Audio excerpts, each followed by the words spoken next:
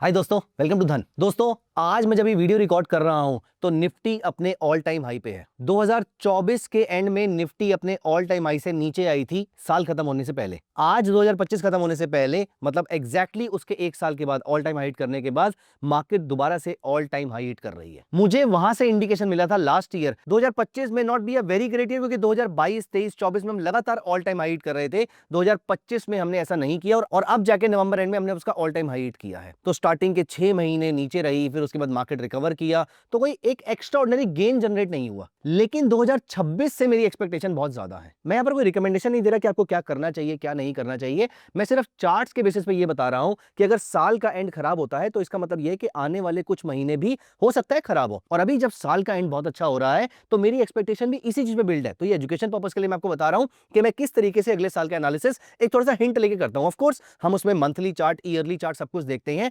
लेकिन अगर all time high से मार्केट शार्पली नीचे आती है तो इसका मतलब ऑल टाइम हाई वो सस्टेनेबल नहीं है। लेकिन अभी नीचे से जब वापस एटीएच पे जाती है तो वहां पर आपके लेवल सस्टेनेबल हो जाते हैं। अब दोस्तों, आज की इस वीडियो में आपके साथ डिस्कस करने वाला हूं अपने कुछ नोट्स, वो नोट्स जो मैंने अपने लिए बनाए हैं 2026 की ट्रेडिंग के लिए। तो दोस्तों, कौन से ऐसे मेगा ट्रेंड्स हैं, कौन से ऐसे थीम्स हैं जो 2026 की रैली को ड्राइव कर सकते हैं, आइए मैं अपने नोट्स पढ़ के आपको सुनाता हूं। इन नोट्स में मैंने थीम्स लिखे हैं, उनके लॉजिक लिखे हैं और प्लस उनके स्टॉक्स कौन कौन से हैं जो मुझे रडार पे रखने हैं। इनमें जब कभी मुझे टेक्निकल सेटअप मिलेगा मैं इनको बाय करूंगा। अगर आप इन नोट्स को पढ़ने में इंटरेस्टेड हैं तो अभी के अभी वीडियो को लाइक कर दीजिए, चैनल को सब्सक्राइब कर लीजिए और हां, अगर आपने अभी तक धन ऐप सब्सक्राइब नहीं करी है तो अभी के अभी उसको सब्सक्राइब कर लीजिए। डाउनलोड धन ऐप राइट अवे और मैं आपके साथ अपने नोट शेयर करने वाला हूं। दोस्तों, ये सारे ट्रेंड्स मैंने अपनी नॉलेज से मेरे आसपास क्या चल रहा है उस पॉइंट ऑफ व्यू से जनरेट किए हैं। हो सकता है आपकी फिलॉसफी से मैच करें, हो सकता है ना करें,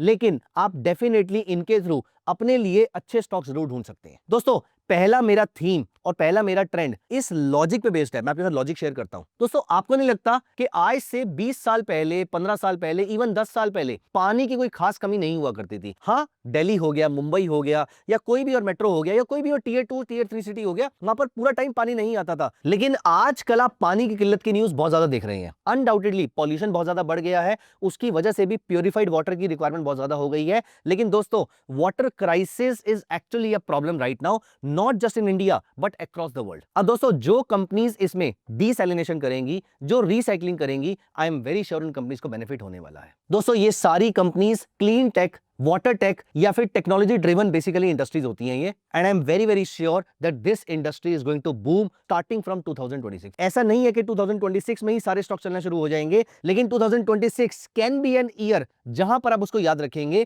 कि गवर्नमेंट्स बहुत ज्यादा एग्रेसिव हो गई हैं वाटर क्लीनिंग को लेकर। दोस्तों, डीसैलिनेशन एक ऐसा प्रोसेस होता है जहां पर आप पानी से सॉल्ट निकाल देते हैं और ये पानी पीने लायक बन जाता है। Eight the same time smart meters वाली भी कुछ कंपनीज हैं, ऑल्सो पानी को रिसाइकलिंग करने वाली भी कुछ कंपनीज हैं। दोस्तों, ये कंपनीज भी कुछ ऐसी हैं जो मैंने अपने रडार पे रखी हुई हैं। मैं आपको इनके नाम बता देता हूं, लेकिन these should not be seen as a recommendation to do something. दोस्तों, I was reading a report जहां पर ये मेंशन था कि इंडिया के टॉप मेट्रोज, चाहे वो दिल्ली हो गया, मुंबई हो गया, बैंगलोर हो गया, हैदराबाद हो गया, ये सारी मेट्रोज जो है ये अपने लिए डीसैलिनेशन का प्लांट ऑलरेडी एस्टैब्लिश करने के प्रोसेस में है और या फिर इन्होंने आउटसोर्स करना शुरू कर दिया है। एंड नो व्हाट, जब एक बार यहां पर एस्टैब्लिशमेंट हो जाएगी तो टीयर 2 टीयर 3 सिटीज वहां पर भी बेसिकली नेशन वाइड मीटरिंग होगी कि कौन कितना पानी कंज्यूम कर रहा है। आपने नोटिस किया होगा अभी साउथ अफ्रीका में पानी खत्म हो गया था। तो दोस्तों, पानी की shortage is a real problem. तो यहां पर एक कंपनी ऐसी है जो मेरे रडार पे रहेगी, दैट इज वीए टेक वाबाग। दोस्तों, ये कंपनी डीसैलिनेशन और वाटर ईपीसी में इन्वॉल्व है। Apart from this, ion exchange भी इसी सेक्टर के अंदर एक कंपनी आती है। आयन इंडस्ट्री का बेसिक काम इंडस्ट्रियल प्यूरिफिकेशन और वाटर रिसाइकलिंग का है। दोस्तों, अगर वाटर एक थीम है या क्लीन टेक एक थीम है तो आई एम वेरी वेरी श्योर कि पानी के ऊपर सबका ध्यान जरूर जाएगा और ये कंपनीज को आपको स्टडी करना चाहिए। दोस्तों, कंपनी को स्टडी कैसे करते हैं पहले हमको ये बता देता हूं, फिर मैं आगे वाले थीम्स भी आपके साथ डिस्कस करूंगा। मैं चलता हूं सबसे पहले धन के स्कैनेक्स टर्मिनल पे। दोस्तों, यहां पर मैं सर्च बार में जाता हूं और यहां पर मैं टाइप करता हूं वाटेक वाबाग, इसको मैं क्लिक कर लेता हूं। मैं पर्सनली कैसे कंपनी को स्टडी करता हूं, सबसे पहले मैं इस पेज पर जाकर कंपनी की फाइलिंग्स पे जाता हूं और उसके बाद मैं यहां पर या तो उसकी कॉन्फ्रेंस कॉल सुनता हूं और या फिर मैं उसकी ट्रांसक्रिप्ट पढ़ लेता हूं। रादर आज की डेट में मैं जो ट्रांसक्रिप्ट है आप देख रहे हैं यहाँ पे 20 पेज के आसपास की है। वैसे तो जनरली ये एक डिस्कशन होती है तो पढ़ने में भी अच्छा लगता है, लेकिन अगर आपके पास टाइम कम है तो मैंने एक वीडियो करी थी जहां पर आप किस तरीके से इस डेटा को अपलोड कर सकते हैं किसी एआई मॉडल जैसे कि चैट जीपीटी पे और वहां से इसका सिनॉप्सिस निकाल सकते हैं। तो सबसे पहले मैं यहां पर ये वाला काम करता हूं।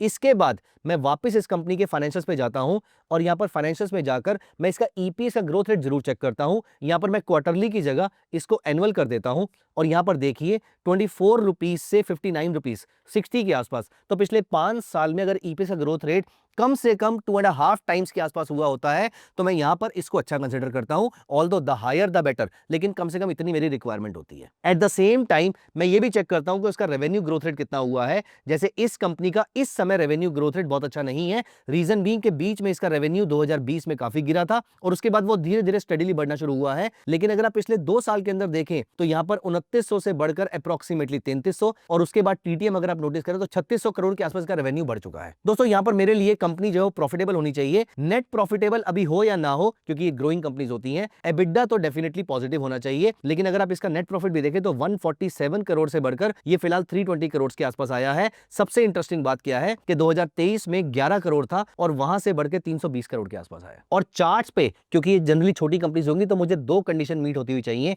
कंडीशन नंबर 1 मैं आपको हिस्टोरिकल डेटा पे दिखाता हूं। यहां पर अगर आप नोटिस करेंगे तो यहां पर 9 पीरियड ईएमए डेली चार्ट पे 9 ईएमए 30 के ऊपर होनी चाहिए और 30 100 के ऊपर होनी चाहिए, पहली कंडीशन। दूसरी, अगर ये लार्ज कैप कंपनी होती, बहुत बड़ी कंपनी होती तो ये कंडीशन भी मेरे लिए काफी थी क्योंकि मेरे लॉसेस होने के चांसेस एनीवेज बहुत कम होते हैं। एक बड़ी कंपनी के अंदर रिस्क कम होता है रिलेटिवली। लेकिन यहां पर क्योंकि छोटी कंपनी है तो मैं यहां पर एक और अपना फेवरेट पैरामीटर ऐड करता हूं which is William percentage R. और विलियम परसेंटेज आर के पैरामीटर को मैं 14 से बढ़ाकर 140 कर देता हूं। मुझे यहां पर ये कंपनी इस सेक्टर में मतलब इस इंडिकेटर के बेसिस पे ओवरबॉट चाहिए। अब आप यहां पर देखिए अगर ये तीनों कंडीशन मीट होती हैं और ये ओवरबॉट होता है उसके बाद आप नोटिस कीजिए यहां पर कितनी स्ट्रॉन्ग रैली आपको देखने को मिलती है। ये स्टॉक ने 257 मतलब अप्रोक्सीमेटली एक साल के अंदर 257 बार्स में अप्रोक्सीमेटली एक साल में 280% के आसपास का रिटर्न दिया था 2023 से 2024 के अंदर। अब यहां पर अगली बार भी अगर आप नोटिस करें तो यहां पर जब इसने ट्रिपल मूविंग एवरेज क्रॉसओवर दिया तो विलियम परसेंटेज आर उसका सपोर्ट नहीं कर रहा था। यहां पर जब विलियम परसेंटेज आर ने सपोर्ट किया तो यहां पर इसने बाय सिग्नल दिया लेकिन ऑलमोस्ट कॉस्ट के आसपास इसने यहां पर आपको उसको एग्जिट करा दिया था। अप्रोक्सीमेटली 3 4 5 या मे भी 10% के आसपास का लॉस देगा। तो दोस्तों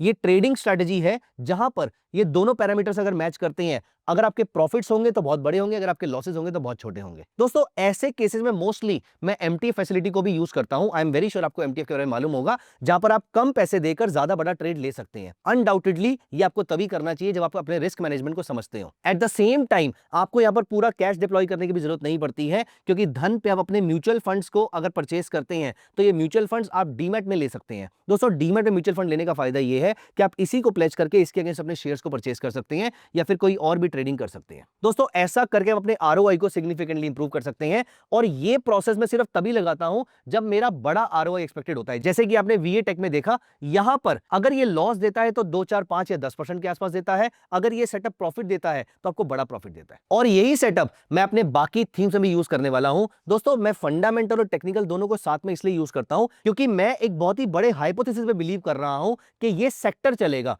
इस सेक्टर के चलने पर ये वाला पर्टिकुलर स्टॉक भी चलेगा। इसलिए मैंने कंडीशंस भी 2 ऐड करी हैं टेक्निकल में और फंडामेंटल से भी इंश्योर किया कंपनी अच्छी है। और ऐसा करने पर अगर दोनों चीजें मैच करती हैं तो यहां पर मेरे लिए ज्यादा रिस्क लेना कोई बहुत मुश्किल काम फिर नहीं रह जाता है। इसीलिए मैं एमएफ डीमैट और एमटीएफ फीचर्स को भी यहां पर यूज करता हूं। बट प्लीज मेक श्योर इनको यूज करने से पहले आप अपने रिस्क मैनेजमेंट को समझिए। और दूसरा थीम भी आप ही मुझे गेस करके बताने वाले हैं दोस्तों, जो मैंने अपने नोट्स में लिखा हुआ है और जिसका मैं बहुत फर्म बिलीवर हो गया हूं पिछले कुछ सालों के अंदर। मुझे पर्सनली ऐसा लगता है कि मेरी जनरेशन के जितने लोग हैं उन्होंने बचपन में स्कैर्सिटी देखी है। आई एम वेरी श्योर मेरी एज के जितने लोग यहां पर वीडियो देख रहे हैं जो 30s में है, 40s में है, लेट 40s में है, उन्होंने अपने बचपन में स्कैर्सिटी देखी है क्योंकि उनके पास बहुत सारा सामान नहीं हुआ करता था। गाड़ी एक बड़ी चीज हुआ करती थी, बहुतों के घर पे साइकिल या बाइक तक नहीं हुआ करती थी, बहुतों के पास अपने घर भी नहीं हुआ करते थे। लेकिन अगर आप आज की जनरेशन को देखें, उनके पास घर भी है, उनके पास गाड़ी भी है और बाइक भी जनरली होती ही है अगर वो चाहिए। और ज्यादातर लोग बहुत ज्यादा फॉरेन वेकेशंस पे जाते हैं, घूमने के लिए जाते हैं। तो दोस्तों आप मुझे बताइए कि जब बहुत सारे लोग अमीर होते जाएंगे या बहुत सारे लोगों का स्टैंडर्ड लिविंग स्टैंडर्ड बढ़ता जाएगा, कौन से सेक्टर को बूस्ट मिलेगा इस वजह से,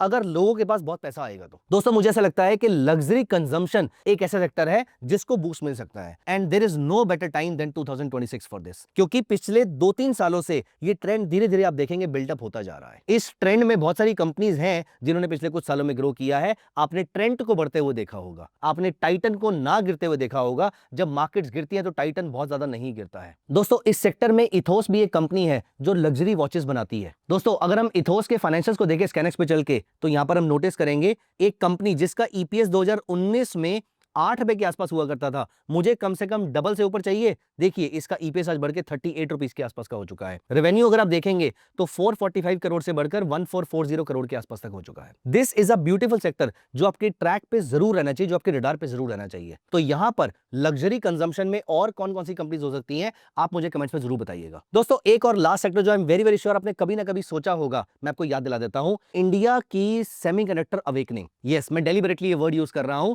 और ये वर्ड मैं क्यों यूज कर रहा हूं, क्योंकि हमें अभी अभी याद आया है, और यहां पर मैं क्रिटिक की तरह रोल प्ले नहीं कर रहा हूं, लेकिन पर्सनली मुझे ऐसा लगता है कि इंडिया को ये काम बहुत पहले कर देना चाहिए था। जब मुझ जैसे एक नॉर्मल पर्सन के माइंड में ऐसे 5 साल पहले आ गया था कि मेरी गाड़ी, मेरा मोबाइल कुछ भी बिना सेमीकंडक्टर के नहीं चलता है, तो सरकार के माइंड में क्यों नहीं आ सकता था। दोस्तों मैंने डेलिबरेटली ये वर्ड यूज किया सेमीकंडक्टर अवेकनिंग, क्योंकि चाहे लेट लेकिन आज के डेट में हम अवेकन हो चुके हैं, और इंडिया के सेमीकंडक्टर इंडस्ट्री को अब मेरे ख्याल से this is the most right time grow करने के लिए। चाहे वो चिप का डिजाइन हो, पैकेजिंग हो, टेस्टिंग हो, या कंपाउंड सेमीकंडक्टर की कंप्लीट मेकिंग हो, दोस्तों ये सारी की सारी चीजें अब इंडिया में, मैं ये नहीं बोलूंगा हो रही हैं, लेकिन होने स्टार्ट को लेकर एटलीस्ट प्रोडक्टिव डिस्कशन स्टार्ट हो चुकी हैं। At the same time companies ने प्लांट्स या at the same time companies ने जगहें खरीदनी शुरू कर दी हैं। तो there is a real change that I can see here, और कुछ कंपनीज ऐसी हैं जो इस पॉइंट ऑफ व्यू से मेरे रडार पे रहेंगी, जैसे कि मॉसचिप टेक्नोलॉजी के फाइनेंशियल को अगर हम देखें तो इसका ईपीएस -1 रुपये हुआ करता था, because it was a loss making company until around 3-4 years ago, और आज की डेट में इसका ईपीएस 2.25 रुपए के आसपास पहुंच चुका है। जहां पर इसका रेवेन्यू 61 करोड़ के आसपास हुआ करता था,